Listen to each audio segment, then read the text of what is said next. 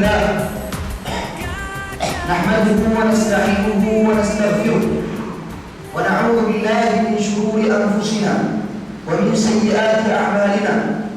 من يهده الله فلا مضل له ومن يضلل فلا هادي له. وأشهد أن لا إله إلا الله وحده لا شريك له وأشهد أن محمدا عبده ورسوله. يا أيها الذين آمنوا اتقوا الله حق تقاته ولا تموتن إلا وأنتم مسلمون.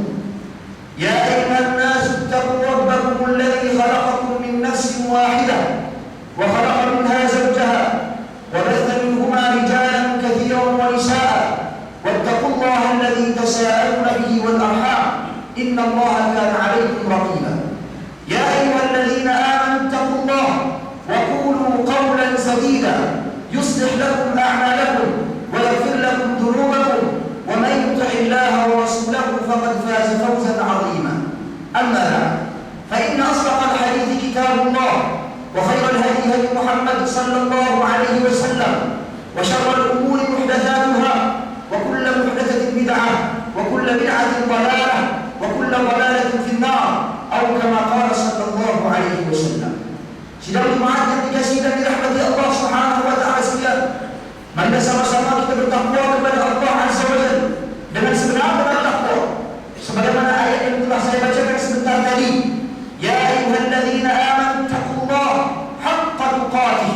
Wahai orang-orang yang beriman, bertakwalah kamu kepada Allah Azza wa Jalla dengan sebenar-benar takwa. Abdullah bin Mas'ud radhiyallahu anhu apabila menjelaskan arti takwa, kata beliau, yang diartikan dengan takwa ay yuta'a wa la yu'sa wa an yudhkara wa la yunsa wa an yushkara fala yukfar. Yang diartikan dengan takwa adalah mentaati Allah, itu ditaati bukan dimaksiati, dan Allah Subhanahu wa taala itu diingati bukan dilupai, dan Allah Subhanahu wa taala itu dikasihi, dicintai, disyukuri, dan bukan dikufuri. Sidang jemaat yang dikasihi dan dirahmati Allah sekalian, demikianlah arti takwa yang mana kita umat Islam dituntut untuk bertakwa kepada Allah dengan sebenar-benar takwa. Kata Al-Imam Ibnu Katsir rahimahullah setelah menjelaskan pengertian takwa yang diberikan oleh Abdullah bin Mas'ud radhiyallahu anhu, faman fa'ala dzalik faqad ittaqallaha 'azza wa jalla haqqa tuqatih. Barang siapa yang mempraktikkan ketiga-tiga perkara yang disebutkan tadi, maka ia sebenarnya telah bertakwa kepada Allah Azza wa Jalla dengan sebenar-benar takwa.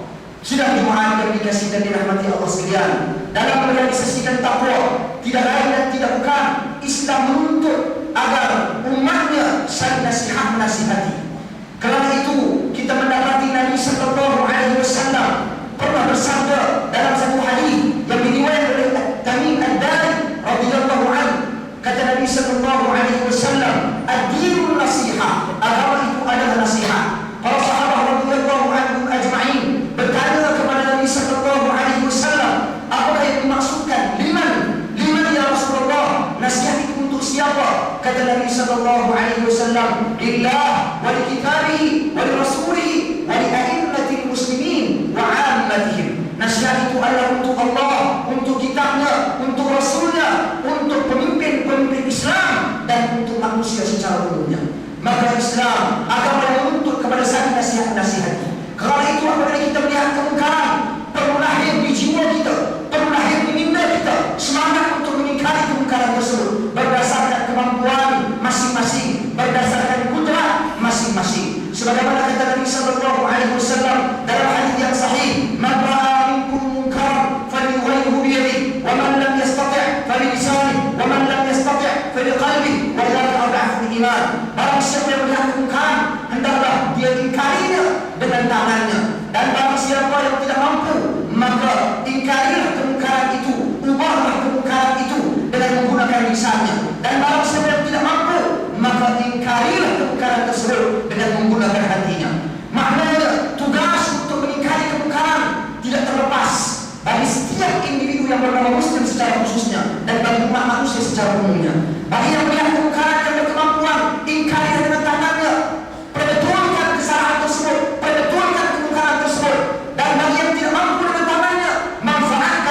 lidahnya dan bagi yang tak mampu dengan lisannya dan juga tangannya, ingkarilah kemungkaran tersebut dengan hati dan imannya.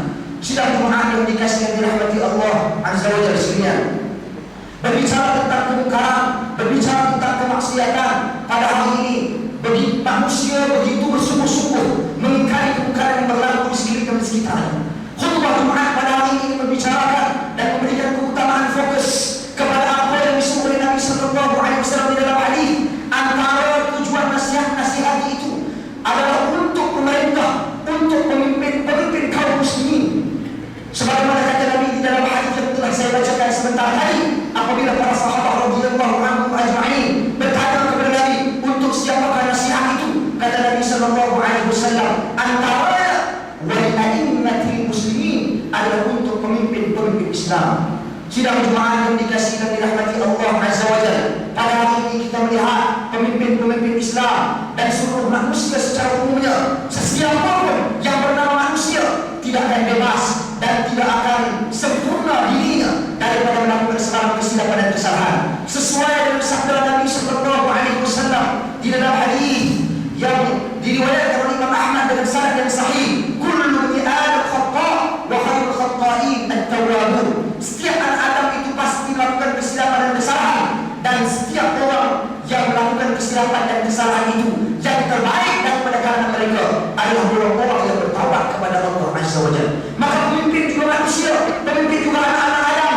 Demikian juga kita sebagai rakyat juga merupakan anak-anak Adam. Jika pemimpin tak bebas dan melakukan kesilapan dan kesalahan, demikian juga kita sebagai anak-anak Adam tak bebas dan melakukan kesilapan dan kesalahan.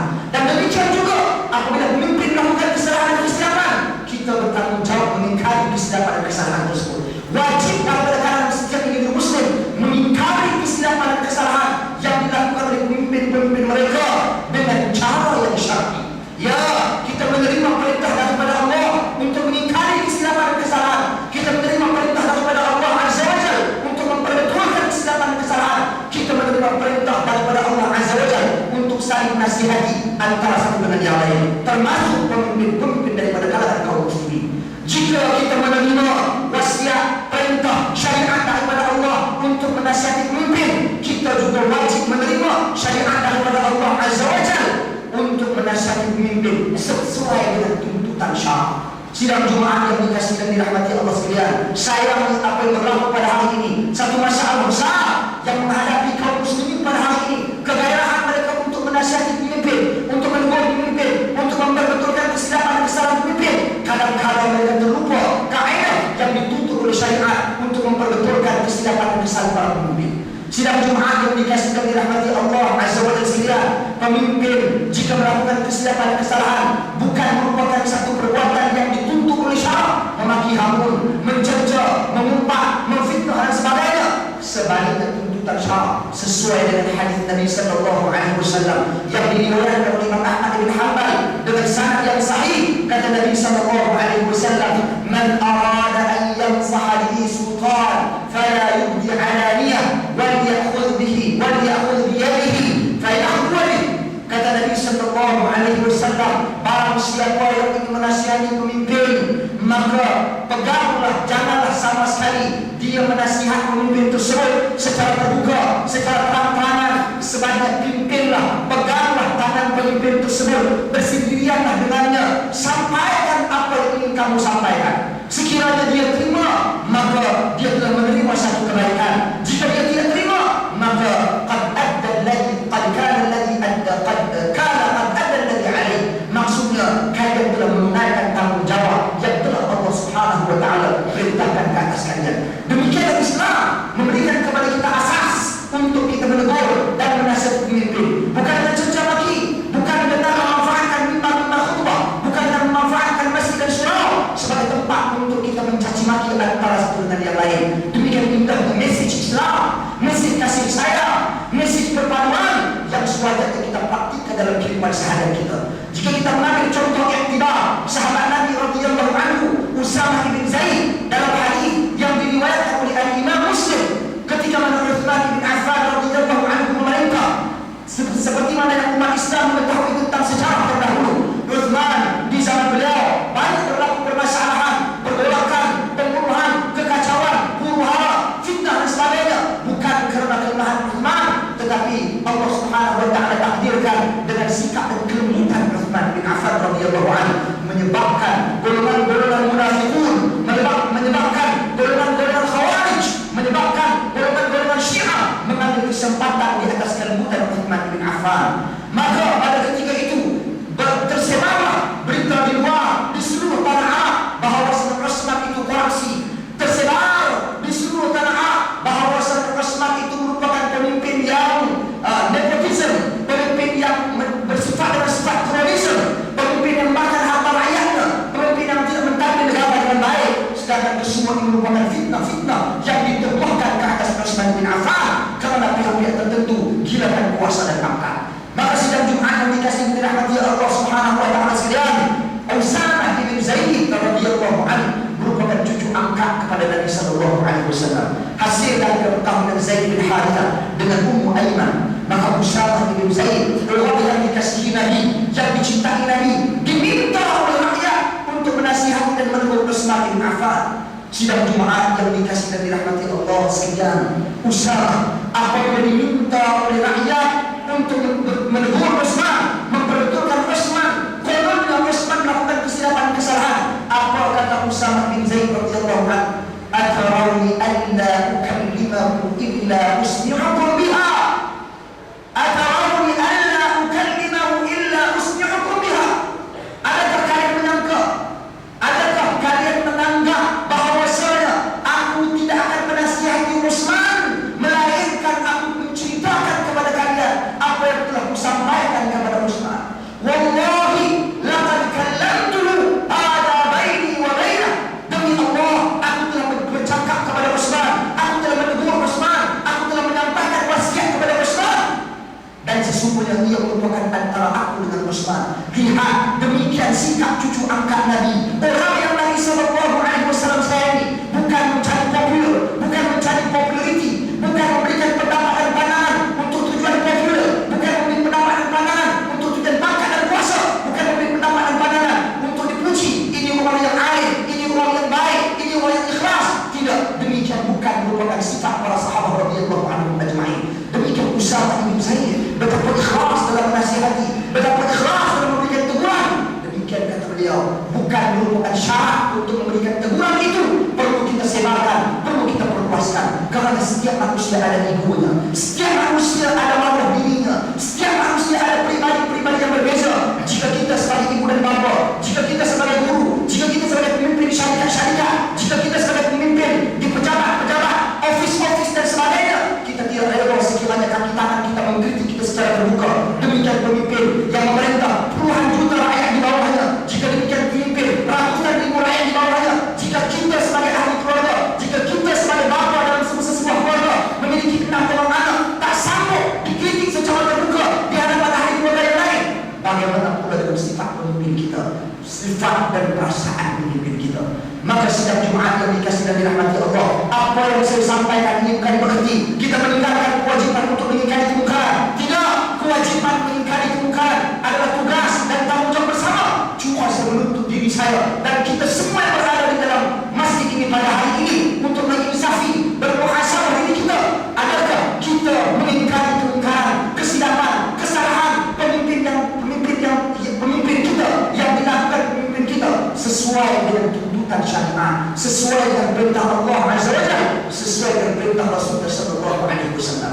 Ramai daripada kalangan orang menggunakan beberapa hadis secara sembrono, menafsirkan beberapa hadis sesuka hatinya untuk mengata, untuk mengkritik pemerintah secara terbuka, menggunakan perkataan-perkataan yang kesat dan sebagainya. Antara contoh hadis yang telah digunakan oleh mereka, kata Nabi sallallahu alaihi wasallam, kalimatul haqq 'inda sultanil jahil, berkata benar di hadapan pemimpin yang zalim. Ya, hadis ini merupakan hadis yang sahih. Terti berkata benar di hadapan pemimpin yang zalim. Ada 4 mata berhadapan dengannya. Jika berani bercakap di hadapannya, bukan di belakangnya, bukan di dada-dada akhbar, bukan di mimbar-mimbar khutbah, bukan di masjid-masjid. Sidang Jumat yang dikasihi dan dirahmati Allah. Demikian hadis disalahgunakan, demikian hadis disalah tafsirkan. Demikian juga mereka menggunakan hadis Muawiyah bin Abi Sufyan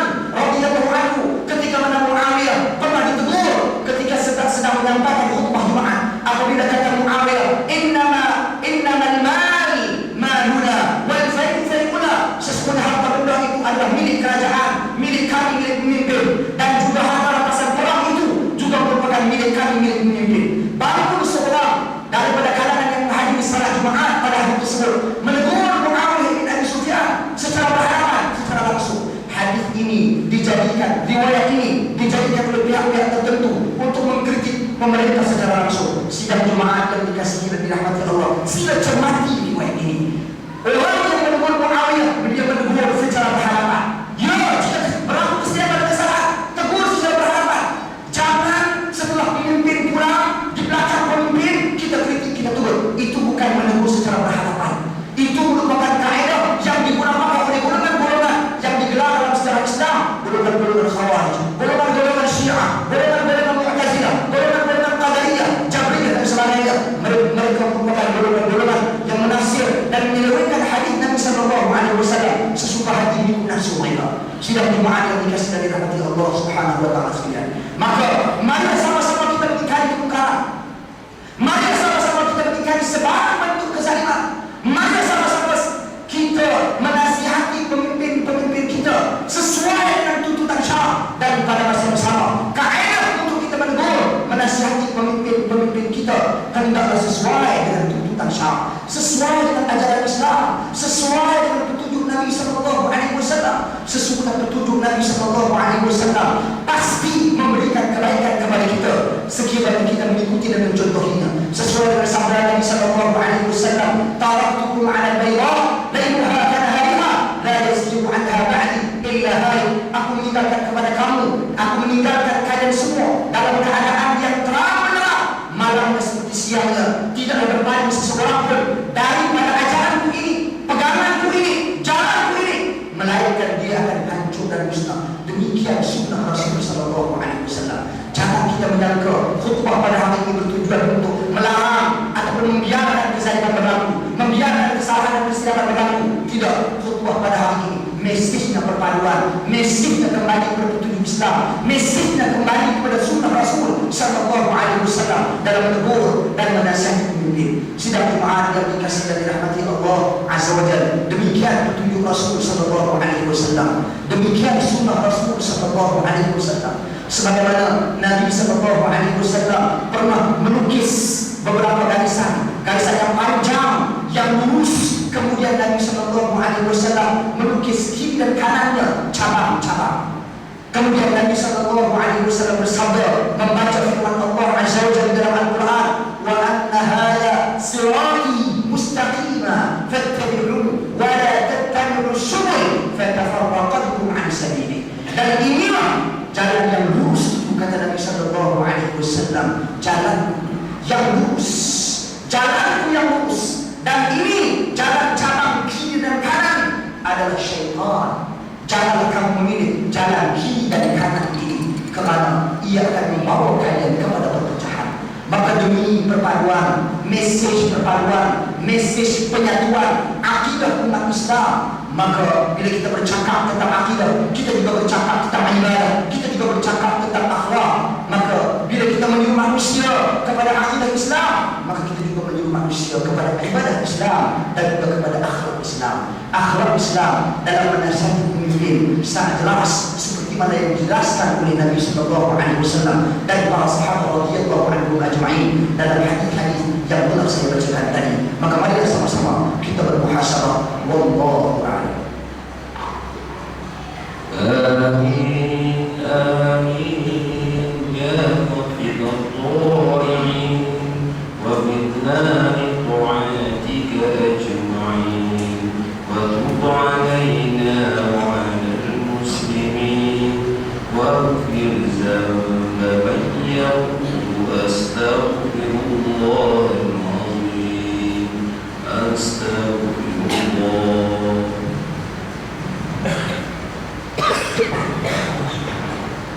Alhamdulillah, wassalatu wassalamu ala rasulillah wa ala alihi wa sahbihi wa mawalah. Amma ba'd.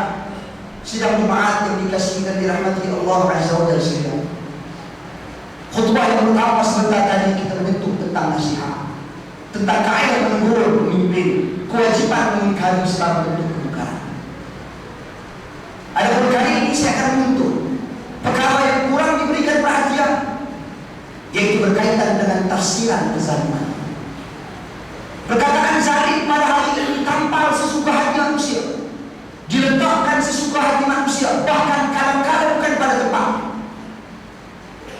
Suatu hari apabila turun firman Allah Azza wa Jalla, alladzina amanu wa lam yalbisu imanahum bidhulm ulaika lahumul amn wa hum muhtadun. Yang bermaksud orang-orang yang mana iman mereka itu dipakai, ditutup oleh kezaliman. Adapun orang-orang yang beriman itu yang mana iman mereka tidak ditutup oleh kezaliman, mereka itulah golongan-golongan yang terselamat oleh Allah Subhanahu wa taala, dan juga mereka golongan yang mendapat petunjuk. Apabila turun ayat ini, para sahabat radhiyallahu anhum ajma'in maka datang bertemu dengan Nabi sallallahu alaihi wasallam. Menangis mereka, merintih mereka. Mereka berkata kepada Rasulullah sallallahu alaihi wasallam, ya Rasulullah, siapakah daripada kalangan kami tidak menzalimi diri kami? Siapakah daripada kalangan kami tidak pernah melakukan kesilapan kesalahan? Kerana ayat tersebut merujuk kepada orang beriman yang iman mereka tidak ditutupi oleh sebarang kezaliman. Sidang Jumaat yang dikasihi dan dirahmati Allah, para sahabat, setiap daripada kalangan sahabat mendengar ayat ini, datang mereka kepada Nabi sallallahu alaihi wasallam menyatakan bahawa kami menzalimi diri kami ya Rasulullah. Maka kita tergolong di kalangan ayat yang Allah maksudkan ini, terselamat, aman dan petunjuk, sedang kami zalim. Kata Nabi sallallahu alaihi wasallam dalam keadaan tersebut, Nabi membaca firman Allah dalam surah Luqman, inna syirka la zulmun azim. Sesungguhnya syirik itu merupakan kezaliman yang paling besar. Nabi SAW Allah memasukkan dalam ayat pertama tadi, orang yang imannya tidak ditutupi oleh sebarang kezaliman. Kezaliman di situ bermaksud syirik. Bayangkan para sahabat radhiyallahu anhum ajma'in datang mengaku kepada Nabi SAW, kami zalim pada diri kami ya Rasulullah. Jika para sahabat radhiyallahu anhum ajma'in yang sebahagian daripada mereka dijanjikan batang tubuh mereka syurga Allah Azza wa Jalla pun mengaku melakukan kezaliman, apatah lagi umat manusia pada hari ini. Maka jangan sama sekali kita pada hari ini mudah-mudah untuk menuduh si fulan zalim, mereka itu zalim, kelompok itu zalim dan sebagainya. Sesungguhnya perkataan zalim itu tidak terlepas seorang pun dalam masjid ini pada hari ini, dan saya yang berkhutbah juga kita semua menzalimi diri kita. Kerana arti zalim dalam Islam yang dimaksudkan dengan kezaliman adalah wad'u syai' fi ghairi mawdi'i, yaitu meletakkan sesuatu bukan pada tempatnya. Yakni melakukan kesilapan, melakukan dosa kecil, dosa besar, bahkan dosa yang lebih besar. Itu semua merupakan kategori zalim. Maka sidang Jumaat yang dikasihi dan dirahmati Allah Azza wa Jalla sekalian, jangan bersama-sama kita bermudah-mudahan dalam menghukum manusia itu zalim, manusia ini zalim. Jangan sama-sama kita mulai menghukum manusia itu ahli neraka, manusia ini ahli surga. Pagi ini saya terbaca dalam satu Facebook yang menulis menyelarakan ahli-ahli neraka. Beberapa orang daripada kalangan pemimpin kaum muslimin, tuan-tuan dan puan-puan sekalian, saya bukan berdiri di sini untuk menyentuh isu politik, tetapi untuk menyentuh sikap sebahagian daripada manusia yang tak bertanggung jawab, menggunakan agama untuk kepentingan. Sekiranya kita benar-benar melihat kemungkaran, benar-benar melihat kezaliman yang tepat, yang sesuai dengan dari kacamata Islam, yakni perkara yang benar-benar zalim di sisi Islam, maka tidak ada masalah kita menegur, memperbetulkan sesuai dengan cara dan kaedah tuntutan Islam. Tetapi mengkafirkan, menyenaraikan ahli-ahli neraka sedang ia merupakan kuasa Allah Azza wa Jalla, maka di mana kita dengan agama ini? Saya nak bawa berfungsi tuan-tuan dan puan-puan sekalian satu hadis yang diriwayatkan oleh Imam Tirmidzi dengan sanad yang sahih, bagaimana Nabi sallallahu alaihi wasallam menceritakan di zaman Bani Israil, kanat fi Bani Israil rajulan mutawakhilain. Di zaman Bani Israil itu ada dua orang lelaki yang bersaudara.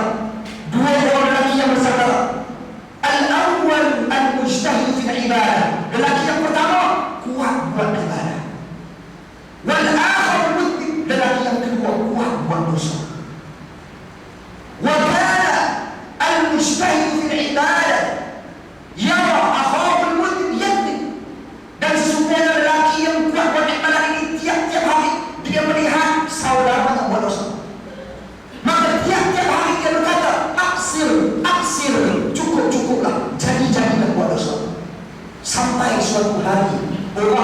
dosa ini, merasa bosan dengan nasihat temannya yang buat ibadah.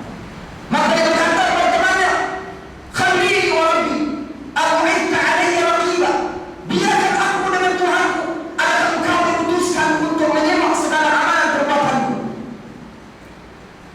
Orang yang buat ibadah ini terkejut mendengar perkataan teman dari saudara, sedang dia menasihati saudara dengan ikhlas, menegur saudara dengan ikhlas. Maka dalam keadaan marah dia berkata kepada pelaku dosa tadi, "Wallah la yaghfirullahu lak, wallah la yudkhiluka Allahu jannah." Demi Allah, Allah takkan mengampuni dosa. Demi Allah, Allah takkan masukkan engkau ke dalam syurga. Tuan-tuan dan puan-puan sekalian, kata Nabi sallallahu alaihi wasallam, "Faqaballahu arwahahuma." Allah wafatkan mereka berdua. Kemudian Allah Subhanahu wa taala bangkitkan lelaki yang pertama disoal al-mujtahid fi ibadah, yang kuat beribadah, dipanggil beliau menghadap Allah Subhanahu wa taala. Allah berkata kepada beliau, "Akunta li 'alima aw kunta 'alayya qadira?" Adakah engkau lebih mengetahui tentangku daripadaku? Dan adakah engkau lebih berkuasa lebih daripadaku, sehingga engkau mampu menentukan aku tidak akan mengampun dosa si fulan, sehingga engkau mampu menentukan si fulan aku tidak akan masukkannya ke dalam syurga? Allah Subhanahu wa taala memerintah malaikat yang bertugas, adkhilhun nar, masukkanlah dia ke dalam neraka. Allah Subhanahu wa taala seterusnya membangkitkan lelaki yang kuat melakukan dosa. Kata Allah Azza wa Jalla tanpa menguat lelaki tersebut dengan satu soalan. Kata Allah kepada malaikat yang bertugas, adkhilhu bi rahmati al-jannata, masukkanlah dia dengan rahmatku ke dalam syurga. Hadis diriwayatkan oleh Al-Imam Tirmidzi dengan sanad yang sahih. Demikian Islam. Islam bukan agama untuk menghukum orang. Islam bukan agama untuk menerakakan orang. Islam bukan agama surgakan orang. Islam bukan agama dosakan orang, pahalakan orang. Dosa pahala surga neraka milik Allah Azza wa Jalla. Tugas kita sebagai Muslim menyampaikan hukum, bukan menghukum. Tugas kita sebagai seorang Muslim menyatakan siapa yang tidak bersalah hukumnya dosa besar. Siapa yang meninggalkan salah dengan sengaja, bahkan menolak kewajiban salah, dia boleh jatuh kufur. Tetapi sekiranya terdapat teman kita yang jelas dia tidak bersalah, untuk menghukum dia ahli neraka, untuk menghukum dia kafir, itu bukan tugas kita. Serah kepada Allah Azza wa Jalla. Kita berhak membaca hukum, bukan untuk hukum. Ini perkara yang perlu diperbetulkan. Demikian juga bila kita bercakap tentang kezaliman, sidang Jumaat yang dikasih dirahmati Allah Azza wa Jalla, bukan bererti kita menyokong kezaliman, bukan bererti kita menyokong kemungkaran, bukan bererti kita menyokong kesalahan kesilapan. Tidak, kita menyeru agar kezaliman, kesalahan, kesilapan, keterlanjuran itu diperbetulkan mengikut kaidah syara. Dan kemudian yang kedua, jangan untuk kita bermudah-mudahan menuduh manusia, menghukum manusia yang berbeza pendapat dengan kita, berbeza politik dengan kita. Ini merupakan hal yang sangat kecil lagi jijik. Syurga dan neraka bukan untuk ahli tertentu, parti tertentu. Syurga dan neraka milik Allah Azza wa Jalla, milik Allah sepenuhnya. Kerana itu Nabi sendiri tidak memiliki kelayakan untuk menentukan fulan ahli syurga, fulan ahli neraka, melainkan dengan wahyu daripada Allah Azza wa Jalla. Bermuhasabahlah kita, bertakwalah kita kepada Allah Azza wa Jalla. Jangan sama sekali kita mendahului ilmu Allah, jangan sama sekali kita mendahului kekuasaan Allah Azza wa Jalla. Sidang Jumaat yang dikasih dari rahmati Allah Subhanahu wa taala, sesungguhnya pada hari Jumaat ini merupakan hari terbaik untuk kita berselawat, memperbanyakkan selawat ke atas Nabi sallallahu alaihi wasallam. Sebagaimana firman Allah Subhanahu wa taala, "Inna Allaha wa malaikatahu yusholluna 'alan nabi, ya ayyuhalladzina amanu shallu 'alaihi wa sallimu taslima." Demikian juga sabda Nabi sallallahu alaihi wasallam, "Aktsiru salata 'alayya yaumul jumu'ah, man shalla 'alayya wahidatan sallallahu 'alaihi 'ashara." Allahumma shalli 'ala Muhammad wa 'ala ali Muhammad kama shallaita 'ala Ibrahim wa 'ala ali Ibrahim innaka Hamidum Majid. Allahumma barik 'ala Muhammad wa 'ala ali Muhammad kama barakta إنك حميد مجيد. اللهم اغفر للمسلمين والمسلمات والمؤمنين والمؤمنات الأحياء منهم والأموات برحمتك يا أرحم الراحمين. يا الله يا رحمن يا رحيم.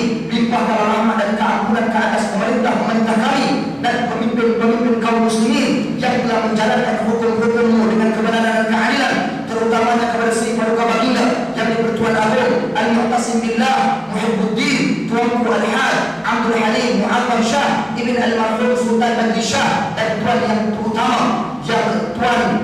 terutama, yang di-Pertuan Negeri Melaka. Ya Sittir, Ya Alim, Ya Ghafur, Ya Rahim, kurniakanlah kerahmatan dan keselamatan, penjagaan dan perlindungan ke atas negeri kami. Jadikanlah rakyatnya bersatu padu, berilmu pengetahuan dan berakhlak mulia. Lindungi kami dari perpecahan dan fitnah-memfitnah. Berkatilah kehidupan kami dan hindarilah negeri kami, negara kami dan umat Islam secara keseluruhannya dari segala bencana dan bahaya. Rabbana hab lana min azwajina wa dhurriyyatina qurrata a'yun waj'alna lil muttaqina imama. Rabbana zalamna anfusana wa in lam taghfir lana wa tarhamna lanakunanna minal khasirin. Rabbana la tuzigh qulubana ba'da idh hadaytana wa hab lana min ladunka rahmah innaka antal wahhab. Allahumma ansuril mujahidin fi ad-difa'i an awtanina fi kulli makan. Allahumma ansuril mujahidin fi ad-difa'i an awtanina fi kulli makan. Allahumma ansuril mujahidin fi ad-difa'i an awtanina